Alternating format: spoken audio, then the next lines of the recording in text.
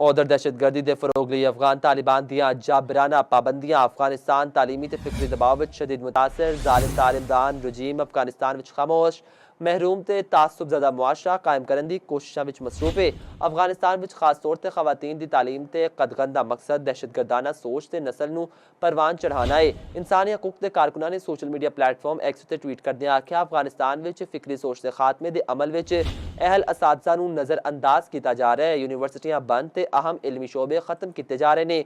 इंसानी हकूक के कारकुनां के मुताबिक समाजी उलूम कानून ते मीडिया स्टडीज़ ते पाबंदी अफगान तालिबान के वसी प्रोग्राम का हिस्सा है। यूनेस्को ते यूनीसेफ दी रिपोर्टां के मुताबिक खवातीन असातिज़ा की कमी ते तालीमी वसाइल की किल्लत कारण अफगानिस्तान में तालीमी मयार में शदीद कमी वाक़ हुई है।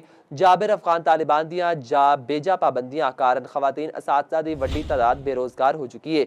यूनीवर्सिटियां ते इलमी शोबियां की तबाही ने अफगानिस्तान के मुस्तकबिल नूं तारीख विच धकेल दिता। अफगानिस्तान में फिक्री सोच ते पाबंदियां पूरे मुल्क नूं जबरो इस्तबदाद खौफ ते खामोशी दियां जंजीरां विच जकड़ चुकियां ने। तालिबान रजीम आज़ादी इजहार ते तख्लीकी सोच दा खात्मा करके खामोश ते दानिशवरां तो आरी मुआशरा कायम कर रही ने। काबिज अफगान तालिबान दे दौरे इक़्तदार विच दाखिली ते खारजी दहशतगर्दाना पॉलिसियां आलमी सतह उत्ते शर्म ते तनकीद दा सबब बन चुकियां ने।